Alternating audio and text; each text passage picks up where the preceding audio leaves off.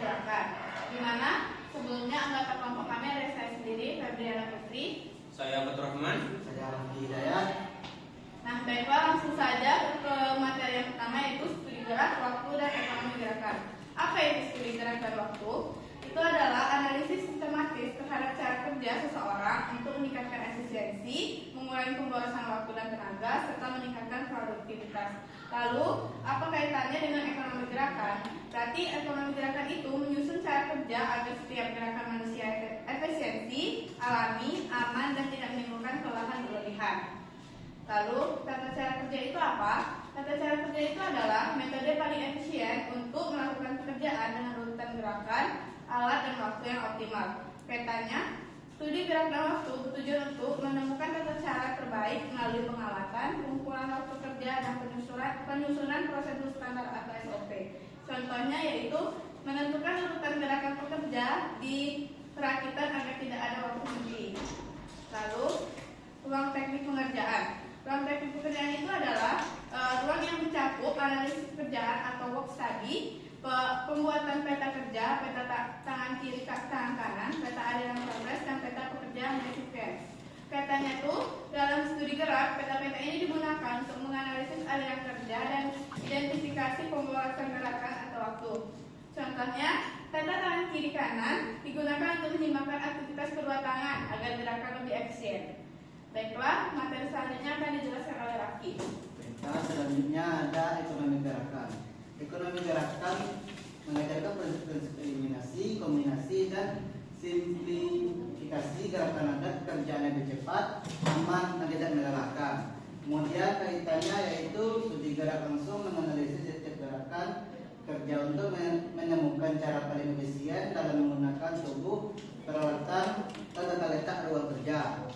Selanjutnya, contohnya mengatur posisi alat agar berada dalam jangkauan optimal, yaitu menghindari gerakan, membungkuk, atau berputar berlebihan. Kemudian selanjutnya ergonomi.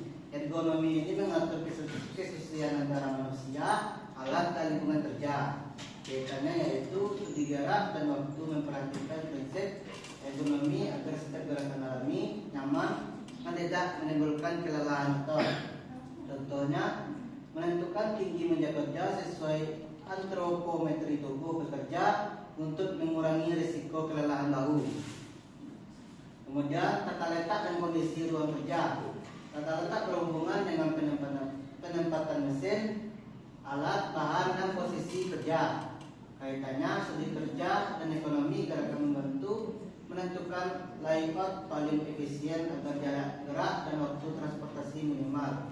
Contohnya, menempatkan bahan baku di dekat area kerja agar pekerja tidak bolak-balik mengambil bahan.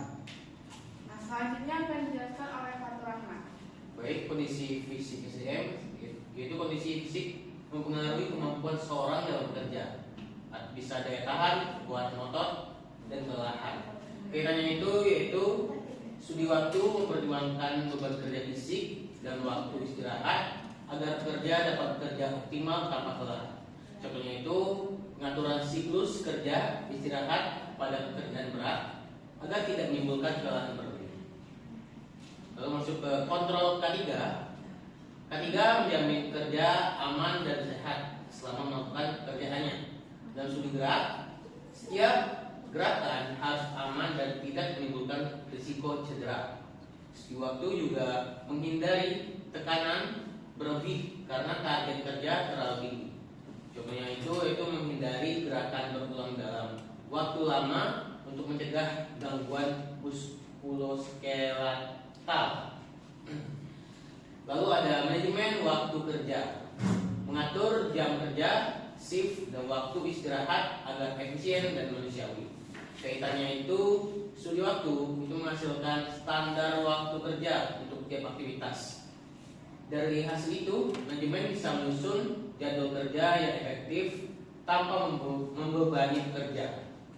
Contohnya itu yaitu pengaturan waktu micro break atau istirahat singkat setiap 1 jam kerja monoton. Lalu ada keterampilan analitis, yaitu melibatkan kemampuan mengamati, menganalisis data waktu, dan membuat perbaikan metode kerja. Kaitannya itu yaitu dalam studi gerak atau waktu analisis kerja harus bisa menggunakan yang namanya stopwatch, beda kerja, dan metode MODS atau MTM untuk menilai efisiensi dan mengusulkan perbaikan. Contohnya itu yaitu menghitung waktu baku dari hasil pengamatan untuk menentukan standar produktivitas.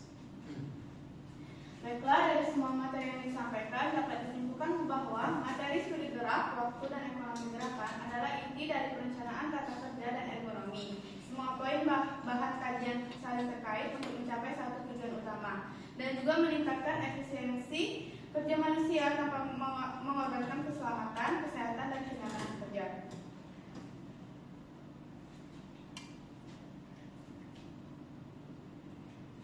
Baiklah, dari presentasi kami, apakah ada kritik dan saran? Pas. Baiklah, jika tidak ada, mungkin ada yang ingin bertanya. Oke, di sini saya Aisyah ingin bertanya, kan ini ada tadi manajemen waktu kerja. Nah, pada manajemen waktu kerja misalnya ini lembur. Nah, di setiap pekerjaan kan pasti ada lembur. Nah, menurut kalian itu gimana kriteria lembur ini dalam manajemen waktu kerja?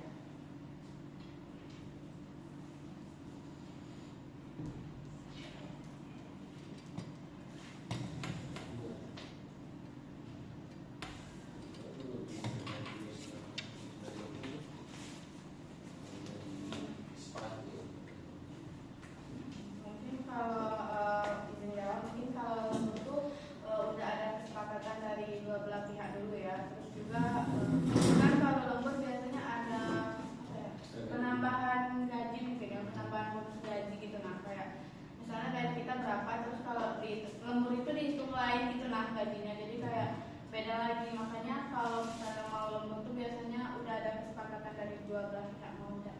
Oh gitu. Oke. Baiklah, apakah ada yang ingin bertanya lagi?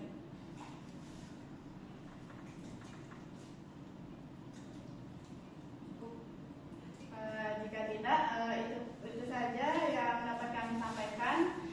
Bila ada kesalahan kami mohon maaf. Kami akhiri. Wassalamualaikum warahmatullahi wabarakatuh. Pokoknya tuh ya biar ibu tuh kayak kita tuh tidak dianggap main-main gitu nah. Itu masih Terekam. masih terekam. Bayangin nggak tuh? Masih terekam.